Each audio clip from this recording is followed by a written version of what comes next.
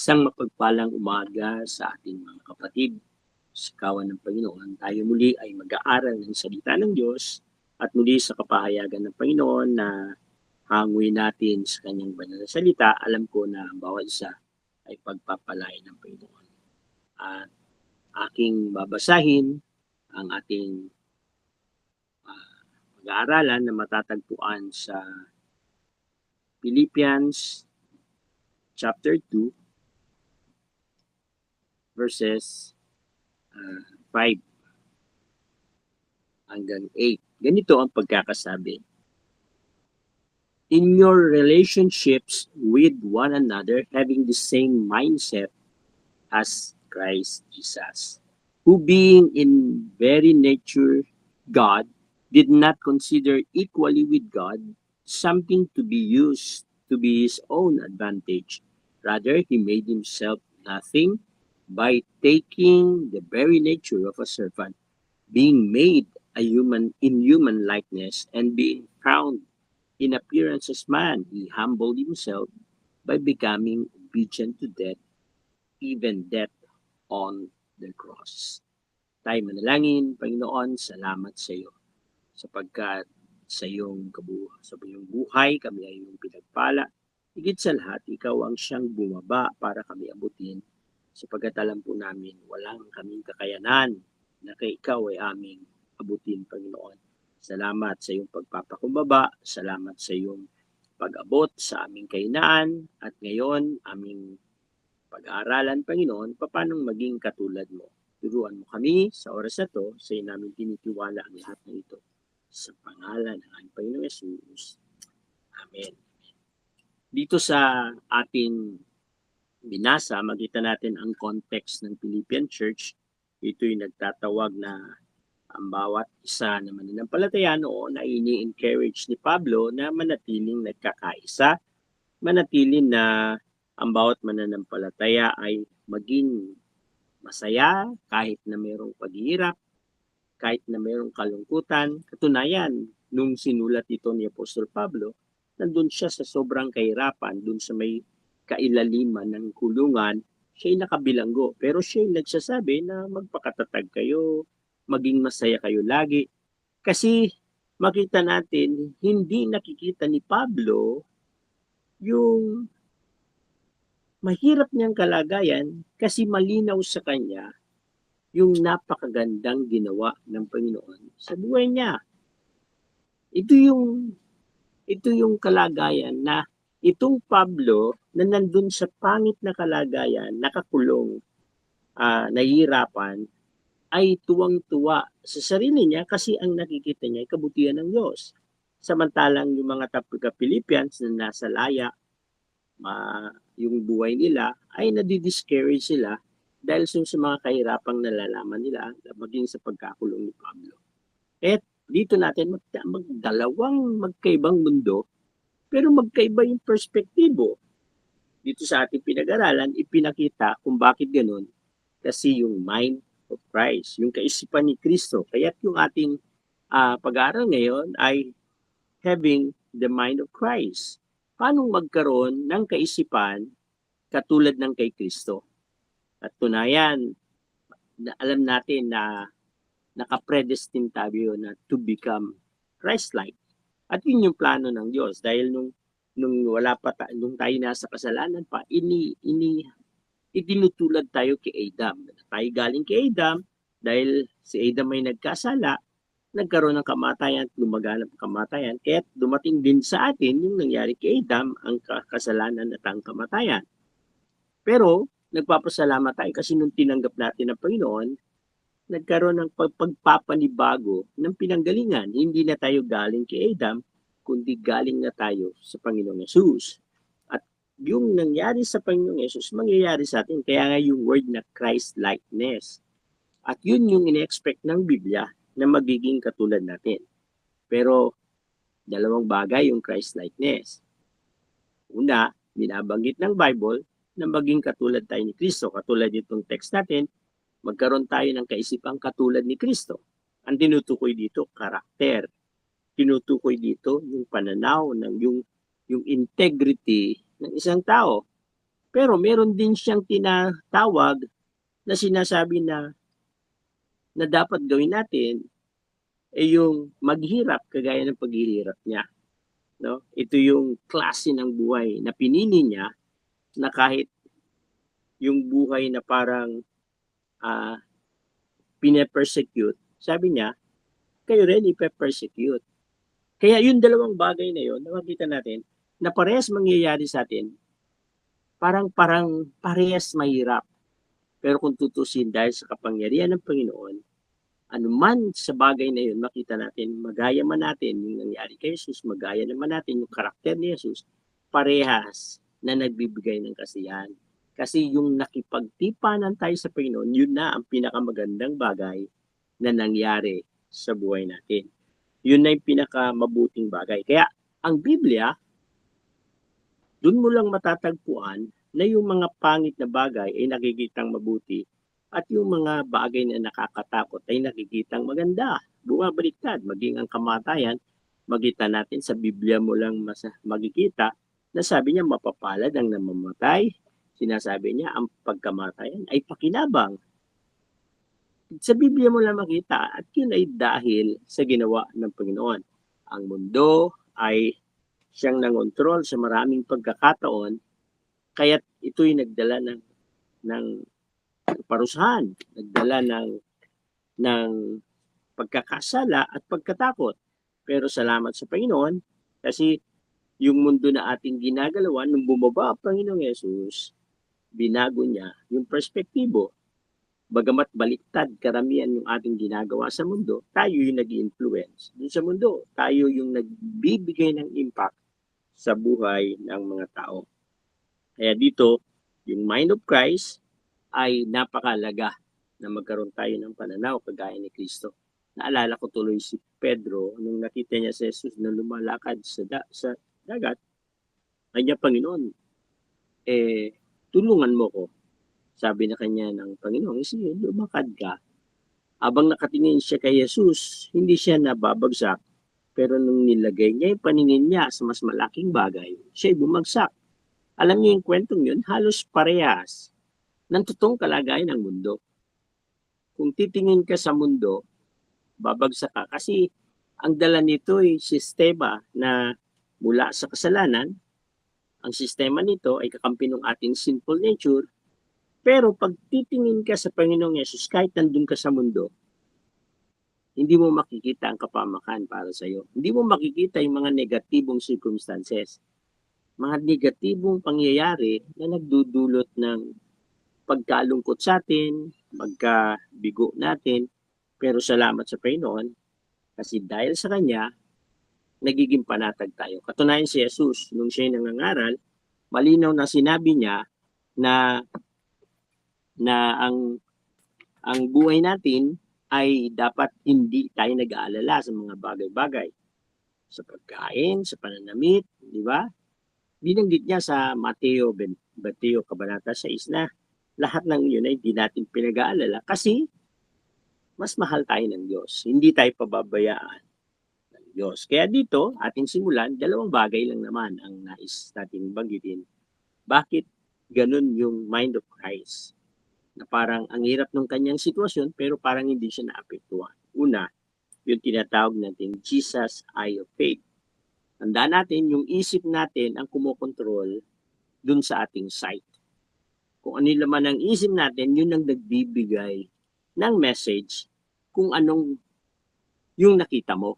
Kung ano yung kwento dun sa bagay na nakita mo, yung electronic ng nerve natin, dadalo yan mula sa mata, papunta sa isip, at yung isip natin ang magdi-define kung ano yung nakita natin. Kaya, kahit parehas yung nakita natin, kung magkaiba yung takbo ng isip natin, malamang hindi magkaparehas ang sasabihin natin. At yung mind of Christ, makita natin, nagsisimula dun sa eye of faith.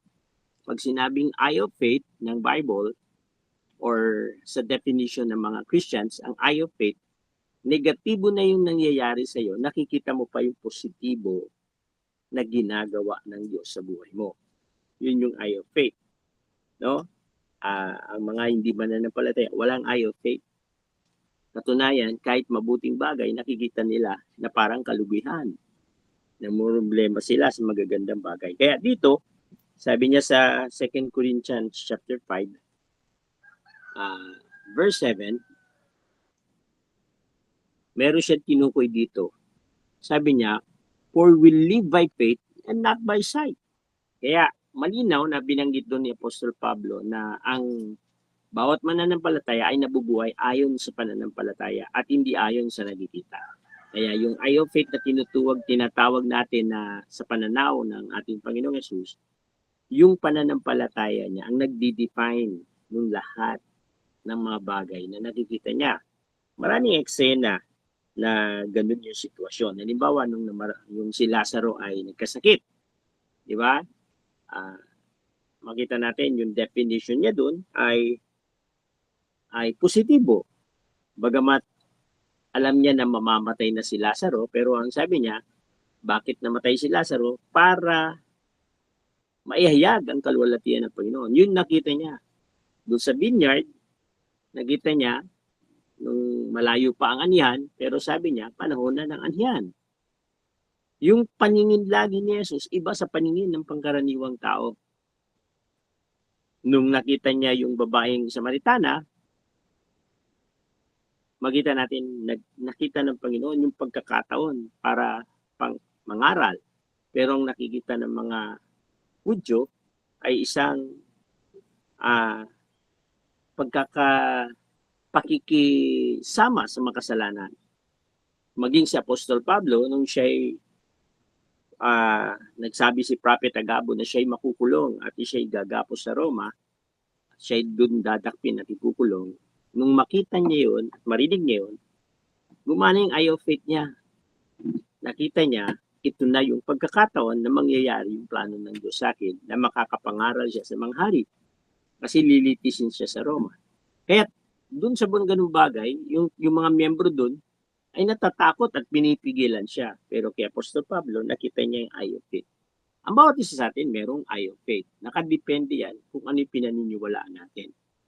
Ang mahirap lang ay yung mananampalataya, tsaka hindi mananampalataya, sa lahat ng pagkakataon parehas mag-isip na siyang hindi dapat. Ang mga mananampalataya, laging redefine ng ating pananampalataya yung lahat ng ating nakikita. Minsan meron yung tinatawag sa psychology na cognitive reframing. Yung cognitive reframing, ito'y tumutukoy na yung napapalitan mo yung meaning ng isang bagay in positive way. Napapalitan siya. Yung parang yung stressful na sitwasyon na event ay nagiging positive para sa iyo using God's word. Paggamit ng salita ng Panginoon.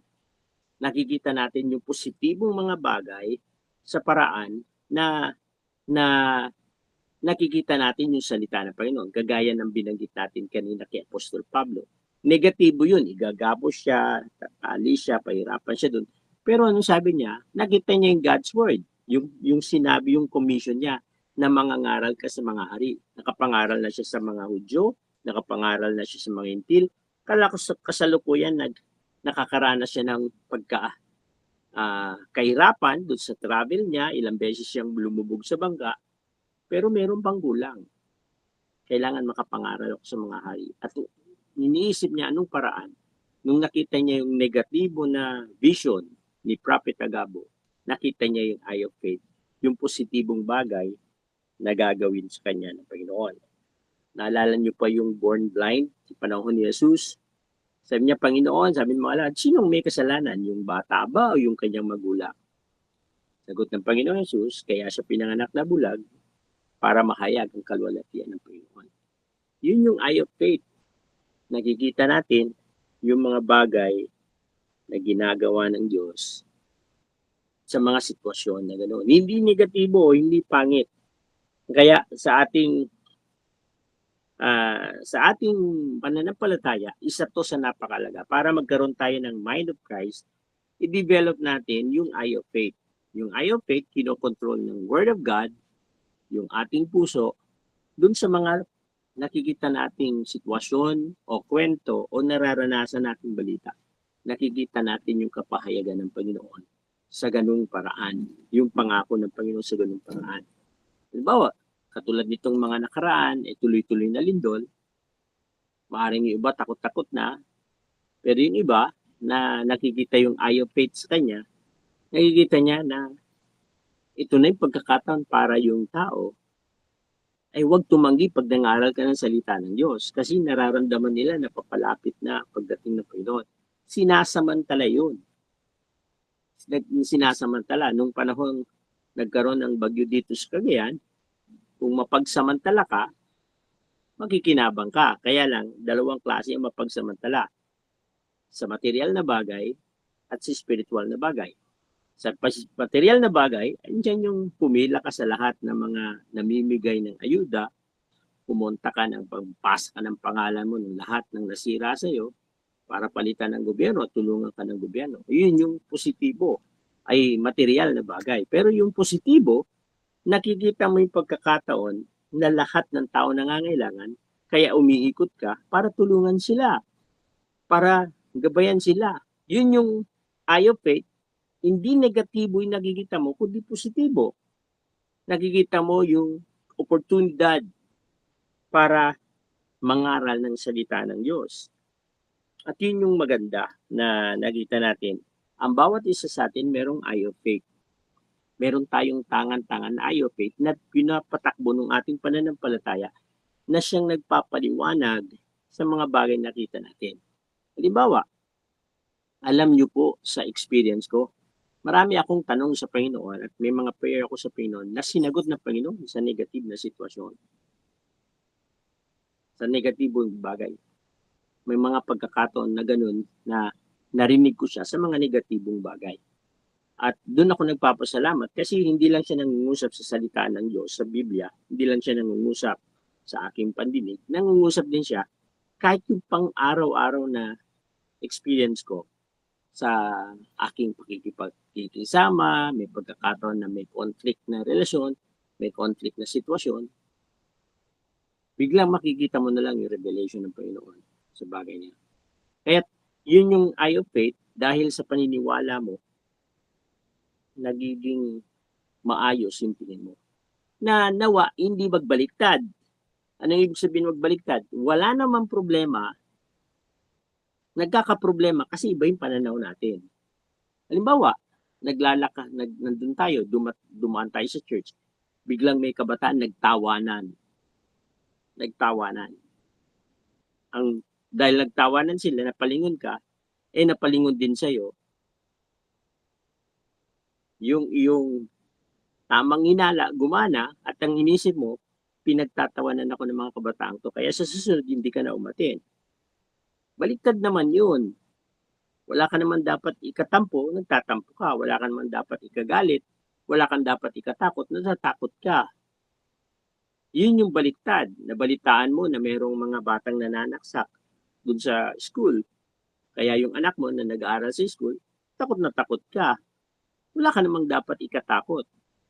Kasi dapat pangawakan mo yung salita ng Panginoon. At yun yung malaga dun sa eye of faith, ay lumalabas na yung mind of Christ ang siya nagkokontrol dun sa ating mga nakikita at yun ay nagiging positibo para sa Panginoon. Pangalawa, hindi lang eye of faith, kundi yung servant heart ng Panginoong Yesus. Jesus, servant heart. At dito, makita natin sa mga verses sa Mark chapter 10, verse 45, sabi niya, for even the Son of Man did not come to be served, but to serve and to give him life as a ransom for many. Sabi niya, hindi na parito ang anak ng tao para pagsilbihan, kundi na parito siya upang magsilbi. Ito naman yung heart ni Jesus. Inubad niya ang kanyang pagka-Diyos dun sa binasa natin kanina sa Philippians. Una nakita natin yung kanyang pananampalataya, yung kanyang eye of faith. Pagkatapos sumunod yung mula 7 hanggang 8, makita natin tinukoy na doon yung kanyang humility, yung kanyang pagiging servant. Mas pinili niya maging servant kaysa maging Diyos na siyang pabor sana sa kanya sa pamumuhay niya dito. Kapag naisip ng tao, nalaman ng tao na siya'y Diyos, lahat ng sabihin niya makikinig yung tao. Pero mas pinili niyang maging servant at yun yung kanyang heart. Gusto niyang maglingkod sa Panginoon. Kaya nung ang mga alagad, ganun din. Laging tingin nila ang alipin ng Panginoon. Maging kay Pablo sa Galatians, nung dumating yung mga tao na mga Judaism, na Christians, sabi niya, hindi sapat yung pananampalatayang tinanggap niyo. Kailangan kayong magpatuli. Kailangan kayong maging part ng tunay na Hudyo. Kaya kailangan sumunod sa mga bagay na ito. Nagalit si Apostol Pablo. Kaya sinabi niya, doon sa talata sa chapter 2, sabi niya, kung dahil nagtatalo sila, ang katwiran nila, pinagsasamantalaan kayo ni Pablo. Gusto niya lang magpasikat. Pero sabi ni Pablo, kung gusto kong magpasikat, hindi ko pipiliin maging servant ng Panginoon. Kita niyo ang ginamit niya word ng servant ng Panginoon. Ibig sabihin, once na naglilingkod ka sa Panginoon, hindi mo nakikita ang sarili mong mataas. Kasi nakakaya sa Panginoon na siyang mataas. Habang tumatabi tayo sa Panginoon, nakikita natin yung ating kaliitan. Kaya dito, yung servant heart, ganun din binanggit niya sa John chapter 13, nung siya'y umakyat sa upper room at nagugas ng paa, hinugasan niya ng paa yung kanyang mga alagad. Yun din ang sinabi niya. Maalala pa natin sinabi ng Panginoon na sinong mas mataas, yung pinaglilingkuran o yung naglilingkod. Sagot ng mga alagad, sabi niya, yung pinaglilingkuran. Pero sabi niya, kasama niyo ko sa mga naglilingkod.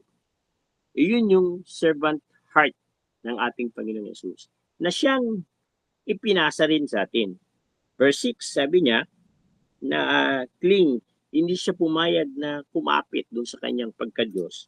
Sa verse 7, sabi niya, ngunit pinili niya ang maging alipin. Pinili niya yung maging magsakop sa pagiging alipin. At dahil doon, makita natin ang napakagandang bagay sa buhay ni Jesus. Alam niyo ba ang pagiging alipin ay isang bagay na pinakamataas sa harapan ng Panginoon. Hindi siya mataas sa harapan ng mundo, pero mataas sa harapan ng Panginoon. Kaya nga ang nagtatanong yung mga alagad, sinong dakila sa kanila, sagot ni Jesus, ang maging alipin ng alipin, ang siyang pinakadakila, the servant of all. Ang pagiging dakila ay pagiging alipin ng Panginoon. Nung nakaraan, pinag-aralan natin nun sa Lucas na yung matagpuan ng Panginoon na alipin, na tapat sa kanyang pagdadating, sabi niya, siya reregaluhan ko ng damit ng pagiging alipin. Ibig sabihin, tingnan nyo, alipin pa rin ang panreregalo. Bakit? Kasi ang isa sa pinakamataas sa harapan ng Panginoon, yung maging alipin ka ng Panginoon. At ito, sa Panginoon Yesus, kay Apostol Pablo, malinaw sa kanya na yung pagiging alipin niya ay nakuha niya sa Panginoong Yesus. Na-influensya ng Panginoong Yesus. Kaya dito sa verse ng Philippians, sabi ni, pinili ni Jesus ang maging alipin. Hinubad niya ang kanyang pagiging Diyos. Kaya malinaw na ang hindi nakita ni Jesus yung sarili niya as God, as Creator, pero nakita niya ang sarili niya as servant of God na siyang gagawa ng pagliligtas para sa atin. Ngayon, pag-aralan natin itong bagay na to. Alam niyo ba ang servant ang isa sa pinaka mahirap ma-offend? Bakit? Kasi once na servant ka, malinaw sa'yo mababa ka. Nagkakainan sila, hindi ka inalok ng pagkain, hindi ka masasaktan. Bakit? Kasi hindi ka mag-expect kasi servant ka. Pero kapag may pangyayari na halimbawa ako, pastor ako, tapos biglang may mga event na nangyari, tinawag lahat ng pangalan maliban sa akin, sasama loob ko. Bakit? Ba't yung iba nabati niya, ako hindi? Pero sa harapan ng Panginoon, wala tayong pakialam doon. Anumang papuri ng mundo, anumang recognition ng mundo, walang honor sa atin yun. Walang point sa atin yun. Mas mabuti pa yung pinag-usapan tayo ng mundo dahil sa pangangaral natin sa salita ng Diyos.